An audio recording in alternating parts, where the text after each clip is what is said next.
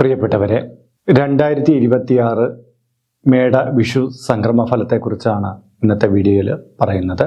കന്നിക്കൂറുകാർക്ക്, അതായത് ഉത്രത്തിൽ മുക്കാല്, അത്തം, ചിത്തിര, അര ഈ നക്ഷത്രങ്ങളിൽപ്പെട്ടവർക്ക് ഈ മേടവിഷു മുതൽ അടുത്ത മേടവിഷു വരെയുള്ള ഒരു വർഷ കാലയളവ് എപ്രകാരമായിരിക്കും എന്നുള്ളതാണ് നമ്മൾ പരിശോധിക്കുന്നത്.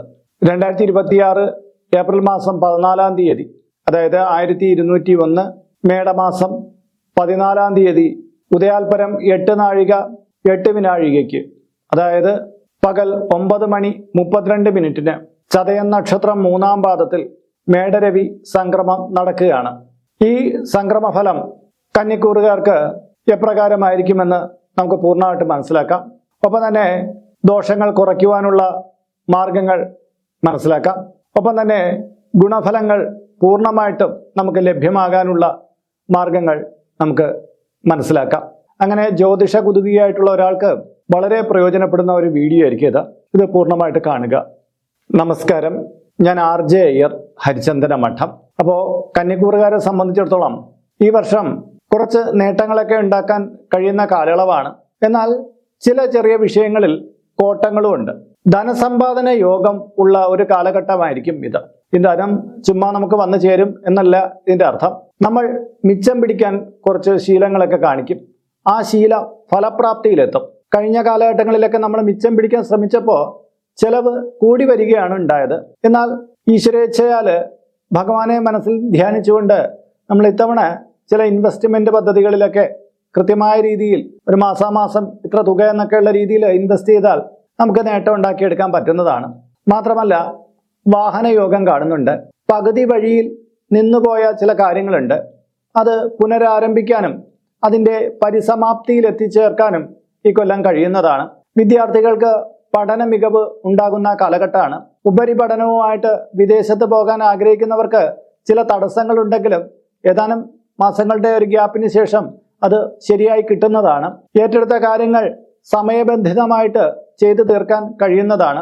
രോഗങ്ങൾക്ക് പുതിയ ചികിത്സയിലൂടെ മാറ്റങ്ങൾ പ്രതീക്ഷിക്കാവുന്നതാണ്. അനാവശ്യമായിട്ടുള്ള തർക്ക സ്വഭാവം കൊണ്ട് വേണ്ടപ്പെട്ട ചില വ്യക്തികൾ നമ്മളിൽ നിന്ന് അകന്നു പോകാൻ സാധ്യതയുണ്ട്. അതുകൊണ്ട് തന്നെ വാക്കിൽ നിയന്ത്രണം പാലിക്കുക. ഒരു തൊഴിലിൽ നിന്നുകൊണ്ട് മറ്റൊരു തൊഴിലിലേക്ക് മാറ്റാൻ ആഗ്രഹിക്കുന്നവർ കുറച്ചുകൂടി ജാഗ്രത പുലർത്തണം. കാരണം നമ്മൾ പെട്ടെന്നെടുക്കുന്ന ചില തീരുമാനങ്ങൾ കയ്യിലുള്ള തൊഴിൽ നഷ്ടപ്പെടാനും പുതിയ തൊഴിൽ ലഭ്യമാകാതെ പോകാനും കാരണമായി തീർന്നേക്കാമെന്ന് കാണുന്നുണ്ട്. അതുകൊണ്ട് തന്നെ കർമ്മരംഗത്ത് ഈ ഒരു കാര്യം ശ്രദ്ധിക്കേണ്ടതാണ്. പ്രണയത്തിൽ ഏർപ്പെട്ടിരിക്കുന്നവർക്ക് വിവാഹ തീരുമാനങ്ങൾ ഉണ്ടായി വരുന്നതാണ്. തീവണ്ടി യാത്രകളിൽ മോഷണം പോലുള്ള കാര്യങ്ങൾ ഉണ്ടാകാതിരിക്കാൻ ശ്രദ്ധിക്കേണ്ടതാണ്. കുടുംബസ്വത്ത് ഭാഗം വയ്ക്കാനോ ചില വസ്തുവകകൾ സ്വന്തമാക്കാനോ കഴിയുന്നതാണ്. വീടും സ്ഥലമൊക്കെ വിൽക്കാൻ ആഗ്രഹിക്കുന്നവർക്ക് അതിനുള്ള അവസരം വന്നു ചേരും. പക്ഷെ നിങ്ങളുടെ പ്രതീക്ഷയ്ക്കൊത്ത വില ചിലപ്പോൾ കിട്ടിയില്ല എന്ന് വന്നേക്കാം. പുതിയ കലാപ്രവർത്തനങ്ങൾ ആരംഭിക്കാനും അതിൽ വിജയം സ്ഥാപിക്കാനും കഴിയുന്നതാണ്. പൊതുപ്രവർത്തകർക്ക് കാലം അത്ര കണ്ട് ഗുണകരമല്ല. സിനിമ, സാഹിത്യം മുതലായ മേഖലയിൽ പ്രവർത്തിക്കുന്നവർക്ക് അവസരങ്ങൾ കൈവരുന്നതാണ്. ഭക്ഷണ സംബന്ധമായ അലർജി ഉണ്ടാകാം എന്നുള്ളതിനാൽ പുറത്തുനിന്ന് കഴിക്കുന്ന ഭക്ഷണങ്ങളിൽ നിയന്ത്രണം പാലിക്കേണ്ടതാണ്.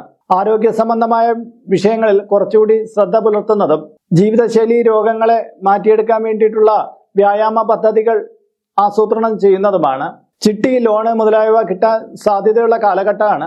എന്നാൽ തിരിച്ചടവിനെ മാനിക്കാതെയുള്ള കടമെടുപ്പുകൾ നമുക്ക് അബദ്ധങ്ങളായിരിക്കും സൃഷ്ടിക്കുക.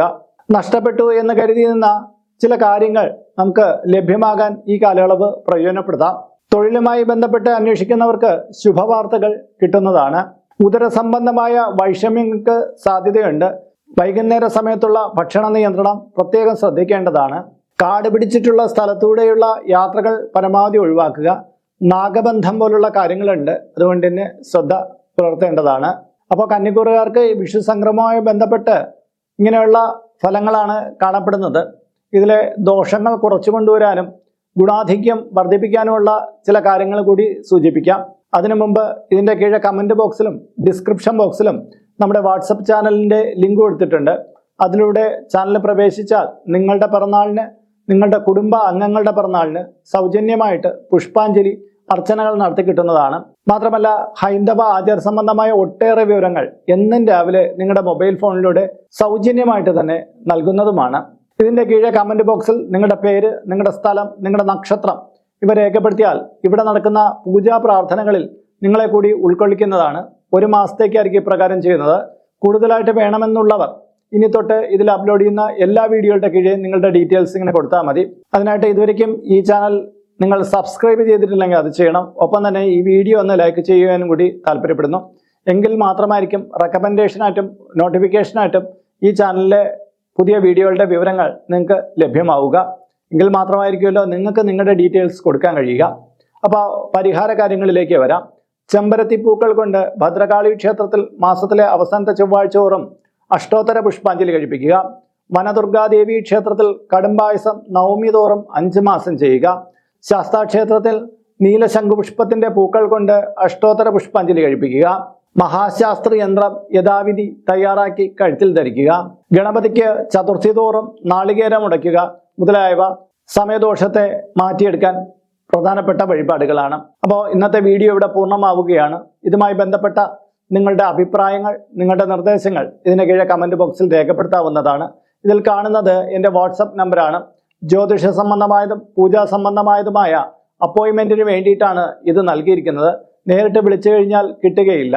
നിങ്ങളുടെ പേര്, നിങ്ങളുടെ സ്ഥലം ഇവ രേഖപ്പെടുത്തി വാട്സപ്പിലൂടെ മെസ്സേജ് ചെയ്യുക. അപ്പോൾ അഡ്മിൻ ഒരു മാർഗനിർദ്ദേശം അയച്ചു നൽകുന്നതാണ്. ആ മാർഗനിർദ്ദേശം അനുസരിച്ച് അപ്പോയിൻമെൻ്റ് എടുത്തതിന് ശേഷം വിളിക്കാവുന്നതാണ്. നമ്മളിപ്പോൾ ഒരു സ്റ്റോർ യൂട്യൂബിൽ ആരംഭിച്ചിട്ടുണ്ട്. ഹൈന്ദവ ധർമ്മം അനുസരിച്ച് ജീവിക്കുന്നവർക്ക് പൂജാ കാര്യങ്ങളുമായിട്ട് ബന്ധപ്പെട്ട ചില കാര്യങ്ങളൊക്കെ മേടിക്കണമെന്നുണ്ടായിരിക്കും. അപ്പോൾ അങ്ങനെയുള്ള കാര്യങ്ങൾ നിങ്ങൾക്ക് ഓൺലൈനായിട്ട് എടുക്കാൻ പറ്റുന്ന ഒരു സ്റ്റോറാണിത്. താല്പര്യമുള്ളവർക്ക് അതിൽ പോയിട്ട് അതിൻ്റെ വിലയൊക്കെ നോക്കിയിട്ട് നിങ്ങൾക്ക് താല്പര്യമുണ്ടെങ്കിൽ അതിൽ നിന്ന് മേടിക്കാവുന്നതാണ്. ഇങ്ങനെ നോക്കിയാൽ മതിയാകും. അപ്പോൾ മറ്റൊരു വീഡിയോയിൽ മറ്റൊരു വിശേഷവുമായിട്ട് വീണ്ടും കണ്ടുമുട്ടും വരെ എല്ലാവർക്കും നമസ്കാരം. നിങ്ങളുടെ സ്വന്തം RJ അയ്യർ ഹരിചന്ദ്ര മഠം. നമസ്തേ.